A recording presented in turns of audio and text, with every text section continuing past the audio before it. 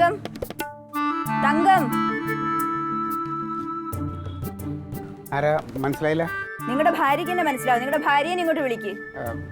എന്താ കാര്യം? എന്റെ കയ്യിൽ നിന്ന് കാശ് വാങ്ങിച്ചിട്ട് എത്ര ദിവസമാണെന്ന് അറിയാവോ? കടം മേടിച്ചാൽ തിരിച്ചു കൊടുക്കണ്ടേ പറയുന്ന സമയത്ത്? ആര് കാശ് മേടിച്ചു? നിങ്ങളുടെ ഭാര്യ അല്ലാതെ ആരാണ്? തങ്കോ? നിങ്ങളുടെ ഭാര്യ തങ്കമാണല്ലോ. അതെ. അപ്പൊ തങ്കം തന്നെയാണ് എന്റെ കയ്യിൽ നിന്ന് കാശ് വാങ്ങിയത്. ഞാൻ വിളിക്കാം. തങ്കം, തങ്കം. എന്തോ? ഇങ്ങോട്ട് വന്നേ.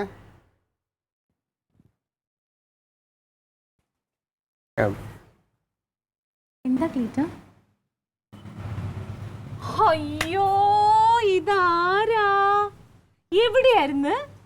പൈസയും കൊണ്ട് ഞാൻ എന്തോരം നടന്നത് അറിയാവോ? പൈസ തരാൻ വേണ്ടി തന്നിട്ടുണ്ടെങ്കിൽ അത് കറക്റ്റ് ആയിട്ട് തിരിച്ച് മേടിക്കാൻ പഠിക്കണം. അല്ല പിന്നെ നിങ്ങൾക്ക് എന്റെ വീട് അറിയാലോ. കാശ് വാങ്ങിക്കാൻ വേണ്ടി വീട്ടിലല്ലേ വന്നത്? അപ്പൊ തിരിച്ചു തരാൻ വീട്ടിൽ കൊണ്ട് തരണം. തിരിച്ചു വരണ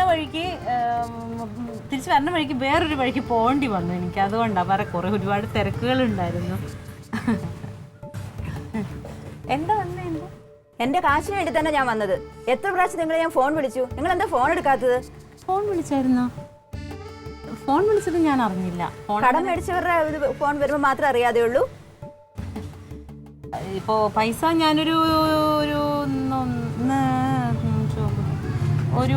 തിങ്കളാഴ്ച, അടുത്ത തിങ്കളാഴ്ച തരാം. എന്താന്ന് വെച്ചാലേ പൈസ ഒരു ചെറിയ തിരിമറി പറ്റിപ്പോയി, അതുകൊണ്ടാണ്. എനിക്കതൊന്നും അറിയണ്ട. നിങ്ങൾ തിരിക്കുകയോ മറിക്കുകയോ എന്ത് വേണേലും ചെയ്തു, എനിക്ക് എന്റെ കാശ് കിട്ടിയാൽ മതി. അല്ലേ, ഇതിപ്പോ ഇങ്ങനെ കിടന്ന് ചൂടാവേണ്ട കാര്യം എന്ത്?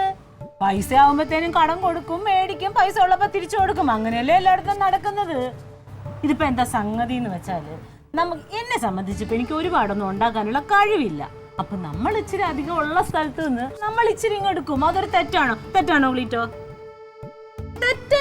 തെറ്റല്ല. ഇനിയിപ്പൊ നിങ്ങൾക്ക് എന്റെ കയ്യിൽ നിന്ന് തന്നെ പൈസ വേണമെന്ന് നിർബന്ധമാണെങ്കിൽ 2-3 ദിവസം വെയിറ്റ് ചെയ്യേണ്ടി വരും. എനിക്ക് കുറച്ച് പൈസ വരാനുണ്ട്. എവിടുന്ന് പൈസ വരാനുണ്ട്? അപ്പ തരും. ഇപ്പൊ തന്നെ വേണമെന്നുണ്ടെങ്കിൽ ക്ലീറ്റോ തരും. കൊടുക്ക് ക്ലീറ്റോ. ഞാൻ തരാം, വരാനുണ്ടല്ലോ, അന്നേരം തരാം. അതിന് ഇത്ര മാത്രം കിടന്ന് പ്രസംഗിക്കേണ്ട കാര്യമില്ല. ഇത് എനിക്ക് നിങ്ങളുടെ കയ്യിൽ നിന്ന് തന്നെ പൈസ വാങ്ങിക്കേണ്ട കാര്യമൊന്നുമില്ല. നിങ്ങളുടെ കെട്ടിയോൻ തന്നാലും മതി എനിക്ക് കാശ്. തരുമല്ലോ, എന്റെ കെട്ടിയാൻ നിൽക്കുമല്ലോ. എന്റെ കെട്ടിയാൻ അങ്ങനെ ആരെയും പറ്റിച്ചിട്ട് പോകുന്ന അത് തന്നെയാ പറഞ്ഞത്. തരുമല്ലോ, അത് മതി. ഇതൊരു പ്രമുഖനായ മനുഷ്യനാണ്, അങ്ങനെ ആരെയും പറ്റിക്കില്ല. നിങ്ങളുടെ കയ്യിൽ നിന്ന് പൈസ മേടിച്ചിട്ടുണ്ടെങ്കിൽ അതങ്ങ് തരും, അങ്ങ് കൊടുത്തേക്കും ക്ലീറ്റോ. ഞാൻ തന്നേക്കാം, എനിക്ക് വരാനുള്ള പൈസ വരുമ്പോ തന്നേക്കാം. ഇപ്പൊ മതിയായല്ലോ, കിട്ടിയല്ലോ. മതി, എനിക്ക് കാശ് കിട്ടിയാൽ മതി എന്ന് ഞാൻ പറഞ്ഞല്ലോ. അതിനിവിടെ കിടന്ന് ഇങ്ങനെ ബഹളം ഉണ്ടാക്കിയിട്ട് എന്താ കാര്യം? എന്തൊരു പെണ്ണും വീടാണ് അവര്. കൊടുത്ത കാശ് തിരിച്ചു വയ്ക്കുമ്പോ ഇങ്ങനെയാണോ പറയുന്നത്?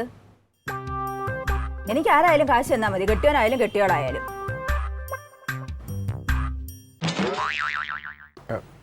അതെ, ഏത് പെട്ടെന്ന് വേറൊരു അത്യാവശ്യം വന്നുകൊണ്ട് അവളുടെ അടുത്ത് മറിച്ചതാ. ഒരു 2 ദിവസത്തിനകത്ത് ഞാൻ പൈസ അങ്ങ് എത്തിച്ചേരാം. 2 ദിവസത്തിനുള്ളിൽ നിങ്ങൾ അങ്ങ് എത്തിച്ചു തരുമല്ലോ? ഉറപ്പായിട്ട് എത്തിച്ചേരാം, ഞാൻ എത്തിച്ചേരാം.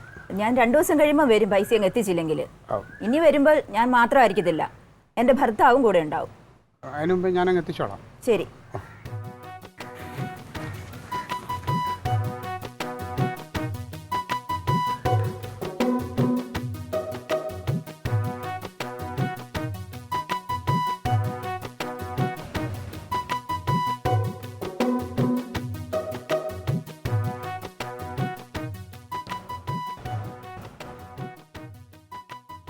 അൻസാറേ, അവിടെ ഒരു പുതിയ ബിസിനസ് തുടങ്ങാൻ വേണ്ടി ആ ഒരു കട നോക്കിയില്ലേ, മറ്റേ അലക്സിൻ്റെ?